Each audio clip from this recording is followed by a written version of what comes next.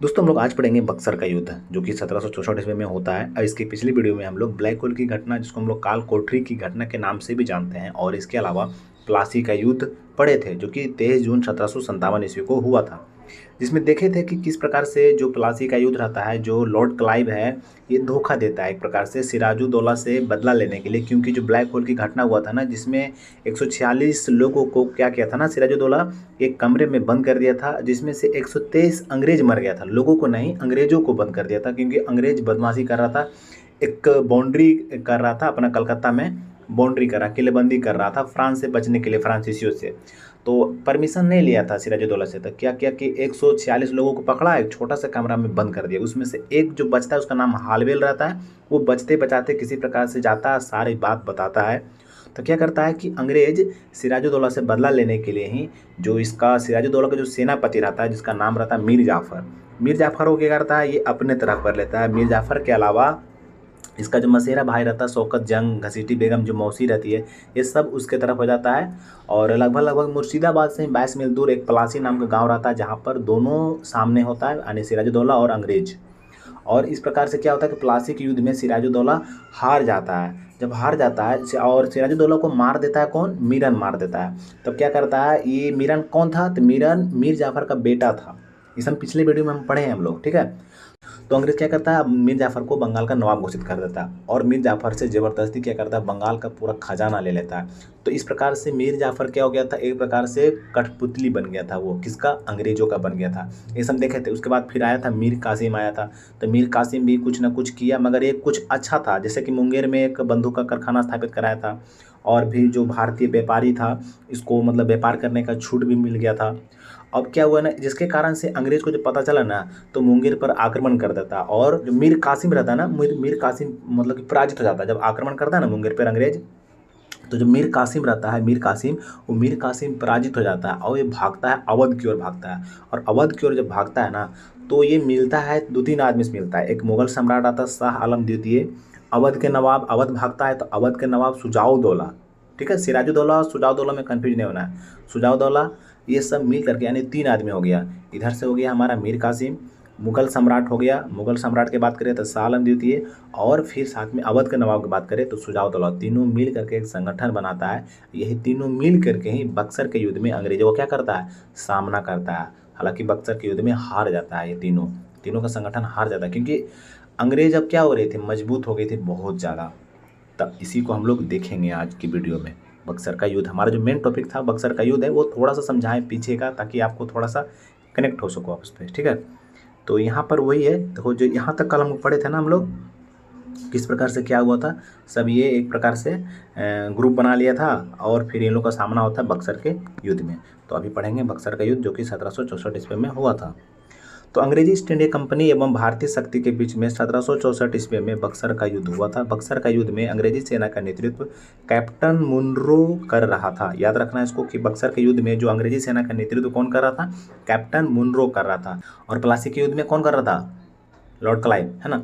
तो कर रहा था, जबकि भारतीय सेना की ओर से शाह आलम द्वितीय और मीर कासिम और सिराजुद्दौला, है ना, ये तीनों एक में मिला हुआ था और ये कर रहा था। यानी उधर से कैप्टन मुनरो, इधर से ये तीनों था।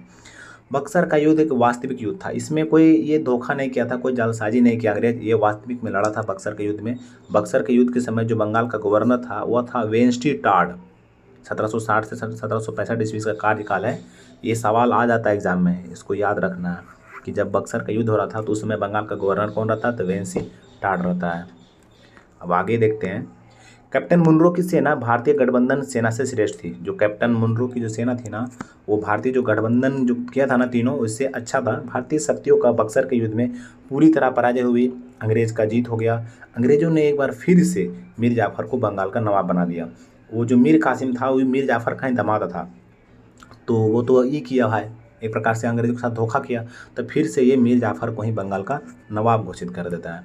मुगल बादशाह शाह आलम द्वितीय और अवध के नवाब सुजाउद्दौला अंग्रेजों की कठपुतली बन गया। इसके अलावा जो कठपुतली वो था मीर जाफर, अब ये भी कठपुतली बन गया। कौन, शाह आलम द्वितीय जो मुगल बादशाह रहता है, इसके अलावा अवध के नवाब सुजाउद्दौला कठपुतली बन गया।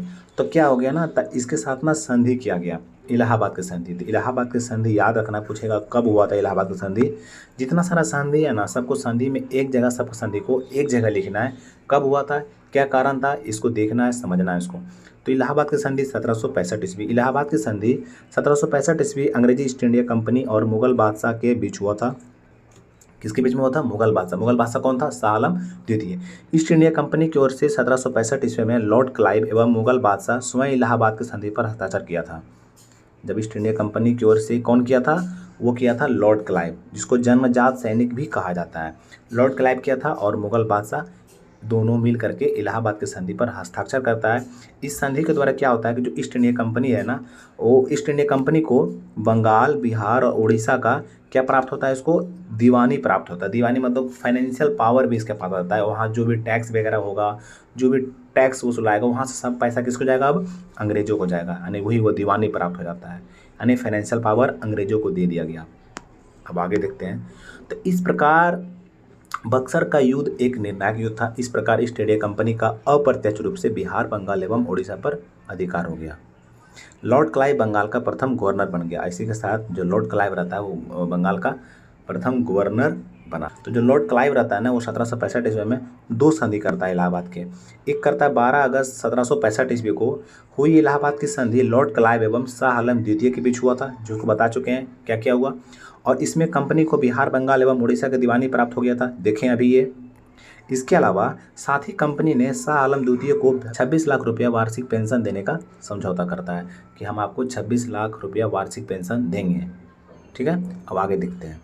इलाहाबाद की दूसरी संधि 16 अगस्त 1775 ईस्वी। इलाहाबाद की जो संधि हुआ दूसरा वाला, वो 16 अगस्त 1775 ईस्वी को हुआ। यह संधि लॉर्ड क्लाइव एवं अवध के नवाब शुजाउद्दौला के बीच में हुआ। अवध के नवाब, एक तो मुगल सम्राट से किया और एक किसके साथ किया, अवध के नवाब शुजाउद्दौला के बीच में किया। कब किया, 16 अगस्त 1765 ईस्वी को किया। इलाहाबाद की द्वितीय संधि के अनुसार शुजाउद्दौला पर 50 लाख रुपया का युद्ध हर्जाना लगाया गया। यानी 50 लाख रुपये से मांगा कि तुम युद्ध लड़ा हमसे, हमको इतना हर्जाना दो, इतना लॉस हुआ है मेरा। अवध के कुछ क्षेत्र भी अंग्रेजों ने शुजाउद्दौला से लिखवा लिया। इसके अलावा ये तो हर्जाना मांगवे किया, अब कुछ क्षेत्र भी लिखवा लिया। अब तो सब चीज़ छीन लिया अंग्रेज। अब जो भी शासक बच गया ना, वो मात्र नाम मात्र का रह जाता है। यानी कि अब यहाँ से स्टार्ट होगा बंगाल पर द्वैध शासन, ये चीज़। तो 1765 ईस्वी में लॉर्ड क्लाइव बंगाल का गवर्नर बना। इसने बंगाल पर द्वैध शासन स्थापित किया। द्वैध शासन के अंतर्गत बंगाल का प्रशासक नवाब मीर जाफर, इसी को ने बनाया था लास्ट में, लेकिन बंगाल के वित्त और धन का अधिकार अंग्रेजों का था। अनेक प्रकार से सिर्फ और सिर्फ झूठमूठ का एक बना दिया कि जैसे कि द्वैध शासन में दो दो आदमी मिलकर शासन करेगा।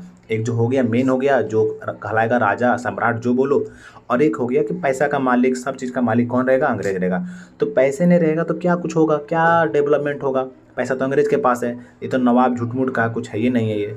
ठीक है, अब आगे देखो। तो वित्त के बिना या धन के बिना बंगाल का प्रशासन ठप पड़ गया। पैसे नहीं रहेगा तो क्या होगा, अभी बताओ।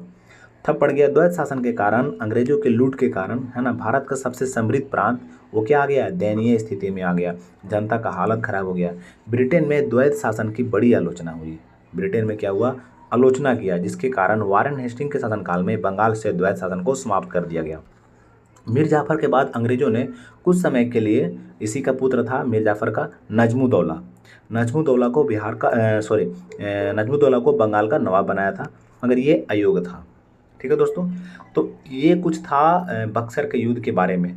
तो जो हम लोग को अब अगला पढ़ना है, वो पढ़ना है आंग्ल मैसूर युद्ध। और आंग्ल मैसूर युद्ध एक यहाँ से नया टॉपिक हो जाएगा और थोड़ा बड़ा चला जाएगा।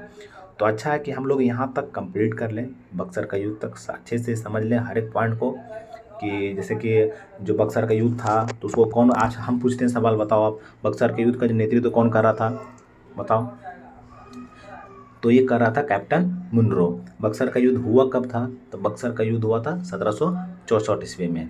बक्सर का जब युद्ध हो रहा था तो उस समय बंगाल का गवर्नर कौन था, तो बंगाल का गवर्नर था वेंस्ट्रीट टाड, था ना।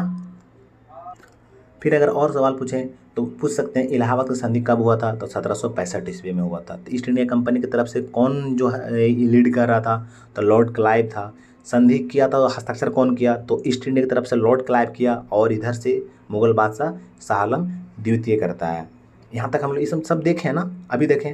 फिर हम लोग देखें कि किस प्रकार से जो है ना, वो पूरे तरीक़े से लॉर्ड क्लाइव बंगाल पर पूरा अधिकार कर लेता है। और 2 संधि करता है लॉर्ड क्लाइव 1765 ईस्वी में। एक तो शाह आलम द्वितीय के साथ करता है और जिसमें बिहार, बंगाल और उड़ीसा की दीवानी प्राप्त होता है, और दूसरा संधि करता है अवध के नवाब शुजाउद्दौला से, जिससे 50,000 रुपये युद्ध हर्जाना भी लेता है। और इस प्रकार से ये सब चीज़ तो अब क्या हो गया, अब उससे संधि कर लिया, तब तो उसके अधीन हो गया। तो इस प्रकार से बंगाल पर द्वैत शासन लागू कर देता है। कब करता है? 1765 ईस्वी में करता है। कौन करता है? लॉर्ड क्लाइव करता है। इसको हटाता कौन है? वारेन हेस्टिंग हटाता है। ठीक है, तो ठीक है दोस्तों, वीडियो में इतना ही रहने देते हैं, ज़्यादा क्या बोले। हम लोग मिलते हैं अगली वीडियो में। वीडियो देखने के लिए आपका बहुत बहुत धन्यवाद।